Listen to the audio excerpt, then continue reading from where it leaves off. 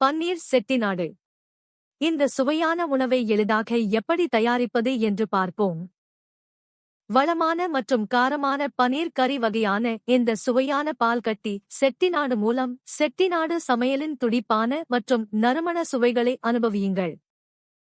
இந்த உணவிற்கு தேவையான பொருட்கள்: தனியா, சீரகம், சோம்பு, கரு மிளகு மணிகள், கிராம்பு, ஏலக்காய் காய்கள், இலவங்கப்பட்டை குச்சி, காய்ந்த மிளகாய், கறிவேப்பிலை, துருவிய தேங்காய். படி 1. உலர்ந்த வாணலியைச் சூடாக்கி அதில் மல்லி விதைகள், சீரகம், சோம்பு, கருப்பு மிளகு, கிராம்பு, ஏலக்காய், பட்டை மற்றும் காய்ந்த சிவப்பு மிளகாய் சேர்க்கவும். நறுமணம் வரும் வரை குறைந்த தீயில் வறுக்கவும். மசாலா பொருட்கள் கருகாமல் பார்த்துக் கொள்ளவும். படி 2.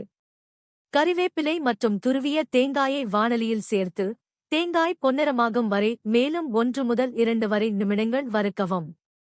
அடுப்பிலிருந்து இறக்கி மசாலா முற்றிலும் ஆறவிடவும். படி 3.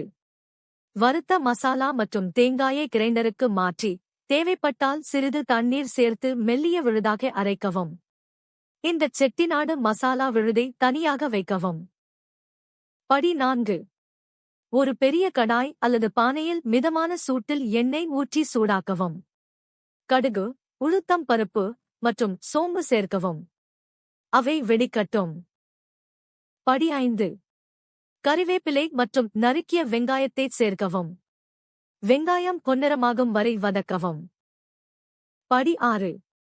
இஞ்சி பூண்டு விழுது சேர்த்து அதன் பச்சை வாசனை போகும் வரை 1 நிமிடம் வதக்கவும். படி 7. நறுக்கிய அல்லது அரைத்த தக்காளியைச் சேர்த்து அவை மென்மையாகும் வரையிலும் எண்ணெய் பிரியும் வரையிலும் சமைக்கவும். படி 8. மஞ்சள் தூள் மற்றும் தயாரித்த செட்டிநாடு மசாலா விழுதை சேர்க்கவும். பச்சை வாசனை போகும் வரை மற்றும் எண்ணெய் பிரியும் வரை தொடர்ந்து கிளறி 2 முதல் 3 வரை நிமிடங்கள் வதக்கவும். படி 9.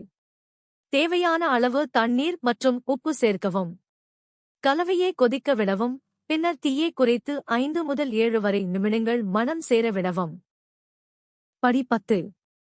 புளிக்கரைசலை சேர்த்து மேலும் 2 முதல் 3 வரை நிமிடங்கள் கொதிக்க விடவும். படி 11. கொதித்துக் கொண்டிருக்கும் கிரேவியில் பனீர் கியூப்களைச் சேர்க்கவும். பனீர் மீது மசாலா பொருள் ஒட்டும்படி மெதுவாக கிளறவும். படி 12. மேலும் 5 முதல் 7 வரை நிமிடங்கள் சிம்மரில் வேக விடவும் அல்லது பனீர் நன்கு சூடாகி சில சுவைகளை உறிஞ்சும் வரை வேக விடவும். பனீர் கெட்டியாகி விடாமல் இருக்க அதை அதிகமாக சமைக்க வேண்டாம். படி 13. தேவைப்பட்டால் புதிதாக நறுக்கிய கொத்தமல்லி தழைகளால் அலங்கரிக்கவும். படி 14. உங்களுக்கு விருப்பமான ரொட்டி அல்லது சாதத்துடன் சூடாக பரிமாறவும். அவ்வளவுதான். முழு செய்முறையையும் சரியான அளவுகளையும் விளக்கத்தில் உள்ள இணைப்பில் பெறலாம். வீடியோ பிடித்திருந்தால் லைக் செய்து சேனலை சப்ஸ்கிரைப் செய்யுங்கள்.